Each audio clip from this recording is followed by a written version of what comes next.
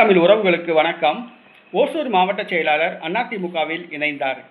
ஓசூர் மாவட்ட செயலாளர் அதிமுகவில் இணைந்தார் என்ற தலைப்பில் இந்த காணொளியை நாம் காண்கிறோம். 2026 தமிழக சட்டசபை தேர்தல்.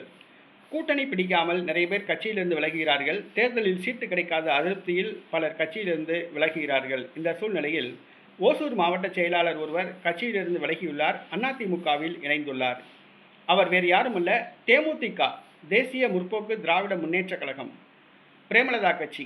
விஜயகாந்த் கட்சின்னு சொல்கிறத விட பிரேமலதா கட்சின்னு சொல்லலாம். முந்தி விஜயகாந்த் இருக்கிற வரைக்கும் விஜயகாந்த் கட்சி, அவருடைய தொண்டர்கள் விஜயகாந்தை தெய்வமாக பார்த்தாங்க. இப்போ தேமுதிக பிரேமலதா கட்டுப்பாட்டுக்கு போயிடுச்சு. அதனால் பிரேமலதா கட்சின்னு தான் சொல்லணும். இந்த பிரேமலதா கட்சியை சார்ந்த ஒரு மாவட்ட செயலாளர், ஓசூர் மாவட்ட செயலாளர், பிரேமலதாவின் நடவடிக்கைகள் மீது ஏற்பட்ட அதிருப்தி காரணமாக அந்த ஓசூர் மாவட்ட செயலாளர் ராமசாமி கட்சியிலிருந்து விலகியுள்ளார். அவர் எடப்பாடி பழனிசாமி முன்னிலையில் தன்னை அதிமுகவில் இணைத்துக் கொண்டார். தேமுதிகவுக்கு எதிராக தான் செயல்பட போவதாக தெரிவித்துள்ளார். வருகிற சட்டசபை தேர்தலில் ஓசூர் மாவட்டத்தில் திமுக கூட்டணி தோல்வியடைய வேண்டும், அதிமுக கூட்டணி வெற்றி பெற தான் பாடுபட போவதாக அறிவித்துள்ளார். தேமுதிகவை திமுக கூட்டணியில் சேர்த்தால் தேமுதிக தொண்டர்கள் திமுக கூட்டணி வேட்பாளர்களுக்கு வேலை பார்ப்பார்கள் என திமுக எதிர்பார்த்தது. ஆனால் பிரேமலதாவின் நடவடிக்கை காரணமாக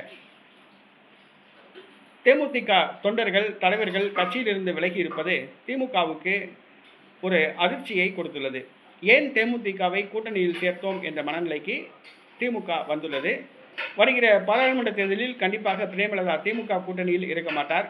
அவர் பாஜகவுடன் பேரம் பேசி மத்திய அமைச்சர் பதவியை பெறுவதற்காக பாஜகவுடன் தான் கூட்டணி சேர்வார். ஆக சட்டசபை தேர்தலில் திமுகவுடன் கூட்டணியில் உள்ளார். ஏன் தேமுதிகவை கூட்டணியில் சேர்த்தோம் என்ற மனநிலையில் தற்பொழுது திமுக வந்துள்ளது.